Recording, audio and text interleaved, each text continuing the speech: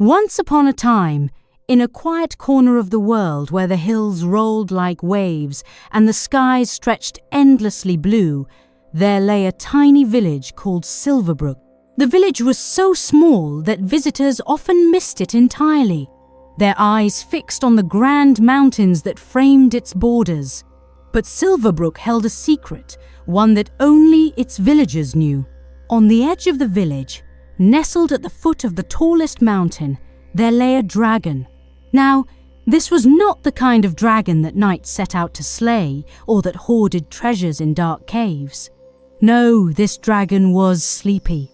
Its name was Solmere, though most villagers simply called it the Sleeping One. For as long as anyone could remember, Solmere had been curled up on a bed of moss and flowers, its massive, shimmering body rising and falling with each deep, peaceful breath. Its scales gleamed in the sunlight like rippling gold in the day and soft silver under the moon. Some believed Solmere was a guardian, protecting the village from unseen dangers.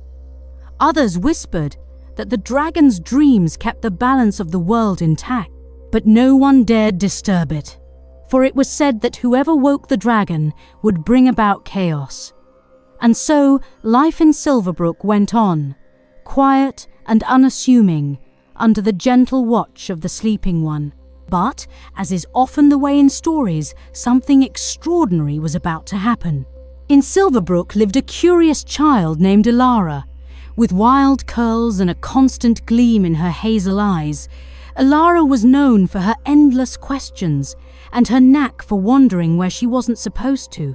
While other children played in the village square, Elara could often be found exploring the woods, chasing butterflies, or gazing up at the dragon from a safe distance. Elara wasn't afraid of Solmere. If anything, she was fascinated by the great creature. She loved watching the sunlight dance on its scales and listening to the deep rumbling purr of its snores. But more than anything, she wondered what the dragon dreamed about. "Do dragons dream of treasure?" she once asked her grandmother, who was busy knitting by the hearth. "Perhaps," her grandmother replied with a smile. "Or maybe they dream of flying to the stars or swimming in the deepest oceans." Elara's imagination ran wild at the thought. She often lay awake at night, staring at the ceiling of her little room, wondering what worlds might exist in Solmere's dreams. One golden afternoon, while the village buzzed with preparations for the annual harvest festival, Elara wandered off to the dragon's resting place.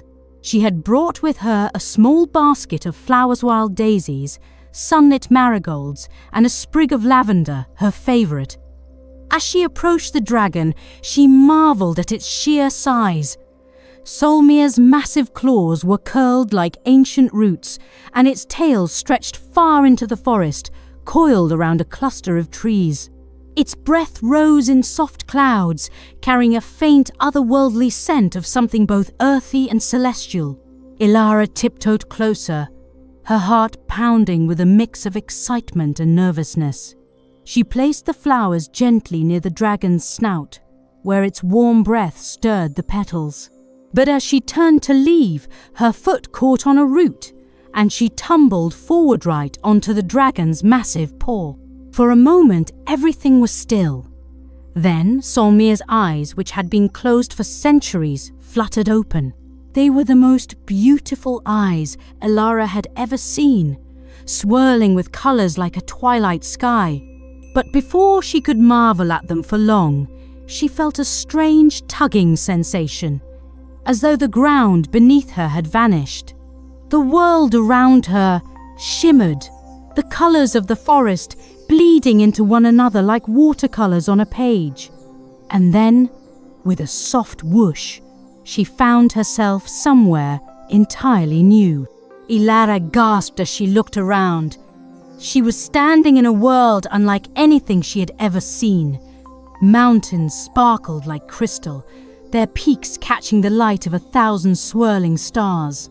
Oceans stretched endlessly, their waves glowing with a soft, silvery light. The air was warm and fragrant, filled with the distant sound of music, gentle and melodic, like the hum of the universe itself. "Welcome," a deep, rumbling voice said behind her. Elara turned to see Solmia, now wide awake but somehow different. In this dream world, the dragon seemed lighter, almost ethereal, its scales shimmering with every color imaginable. "Where am I?" Elara asked, her voice barely above a whisper. "You are in my dreams," Solmia replied, its voice like distant thunder. "Few have ever entered this place. How curious that you were able to find your way here." "I didn't mean to," Elara said quickly. "I just tripped." The dragon chuckled, a sound that echoed across the mountains. "No matter. Since you are here, perhaps you would like to explore." Elara's eyes lit up. "I'd love to!" And so, their journey began. Over the next few hours, or was it days? Time seemed to work differently here. Elara and Solmia travelled through the dragon's dreams. As they began their journey through the dream world, Elara marvelled at the vibrant beauty of the land. The dreamscape was alive with possibilities. Each step revealed something new and wondrous. Their first stop was a river made entirely of stars. The water shimmered and flowed with tiny glowing constellations, each sparkling droplet carrying a fragment of the cosmos. Elara knelt by the riverbank, dipping her fingers into the cool, luminous water. "These are memories of the universe," Solmia explained, lying beside her. "Each star carries a story, and every ripple in this river is a tale waiting to be told." Curious, Elara cupped some of the water in her hands. Instantly, she was transported into a memory. She saw a great phoenix rising from the ashes of a burning forest, its wings casting shadows like firelight. She gasped and let the water fall back into the river. "Careful," Solmia chuckled. "The stories can be overwhelming if you're not ready." Still, Elara couldn't resist touching the water again. This time, she saw a vast kingdom under the sea, where merfolk with glowing tails danced in harmony with bioluminescent creatures. "We can stay here all day," Elara said in awe, but Solmia nudged her gently forward. "There is much more to see, little one." Next, they reached the floating Isles of Light, a cluster of glowing islands that drifted lazily in the sky, tethered to the ground by shimmering beams of energy. The air buzzed with an electric hum, and flowers of light sprouted from the floating soil, opening and closing like tiny lanterns. Solmia spread his wings and lifted Elara onto his back. Together, they soared between the islands, the wind carrying the scent of something sweet and otherworldly. On one of the isles, they found a hidden garden filled with musical flowers. Each bloom emitted a different note, and when the wind passed through them, the garden played a hauntingly beautiful melody. Elara danced among the flowers, her laughter mingling with the song. "Does this place exist in the real world?" she asked, breathless with wonder. "In some ways, yes," Solmia replied. "But only those who dream deeply enough can find it." Their journey soon brought them to a vast labyrinth of shifting golden walls. The maze seemed alive, with the walls growing and reshaping themselves as they moved. Elara hesitated at the entrance. "What if we get lost?" Solmia smiled, his scales gleaming like molten gold. "The labyrinth reflects your heart. Trust yourself, and you will find the way." Inside, Elara marvelled at the labyrinth's beauty. The walls shimmered with images from her own memories, her grandmother's smile, the village festival, even the day she first saw Solmia sleeping by the mountain. But as she ventured deeper, the walls darkened, and shadowy figures began to emerge. "Are these my fears?" she asked, her voice trembling. "Yes," Solmia said gently, standing protectively beside her. but fear cannot harm you if you face it. With the dragon's guidance, Elara confronted the shadows, her fear of being alone, her self-doubt, and the times she had felt too small or too scared. As she acknowledged each one, the shadows dissolved into light, illuminating the labyrinth's path. When they reached the heart of the maze, they found a glowing pool. Elara gazed into it and saw her reflection, not as a child, but as a confident, radiant version of herself. "This is who you are," Solmia said softly. "Never forget it." Finally, they reached the ocean of dreams, a vast expanse of glowing water that mirrored the sky. Above them, the stars seemed to ripple, as if they too were part of the ocean. Strange, glowing creatures swam through the air, their translucent bodies trailing ribbons of light.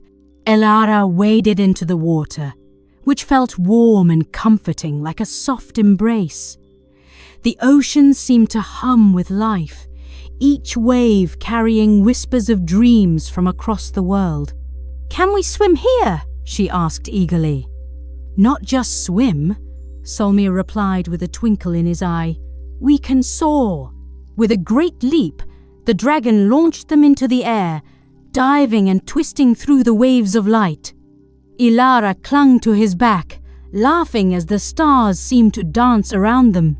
As they descended, they noticed a dark patch in the ocean, a swirling vortex of shadows. "What is that?" Elara asked.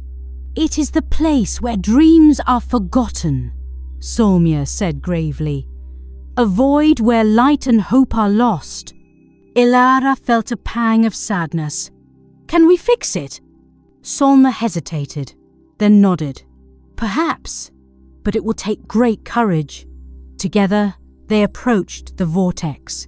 The closer they got, the colder the air became, and the light around them dimmed. Elara's heart pounded, but she refused to turn back. "Stay close," Solmia said, his voice steady despite the growing darkness. As they reached the edge of the void, Elara noticed fragments of light swirling within it, lost dreams struggling to escape. She reached out, her hands trembling, and caught one of the fragments.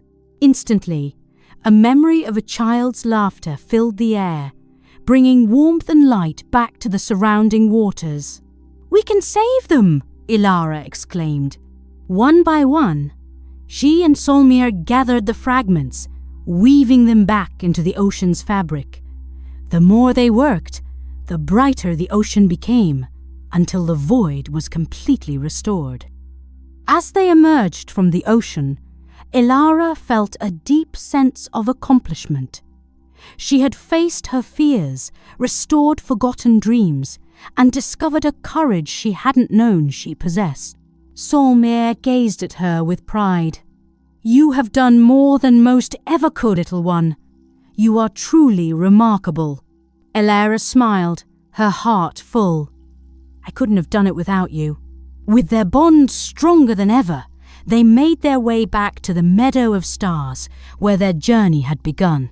Though Elara knew her time in the dream world was coming to an end, she felt ready to return to her own world with a piece of Solmia's magic forever in her heart.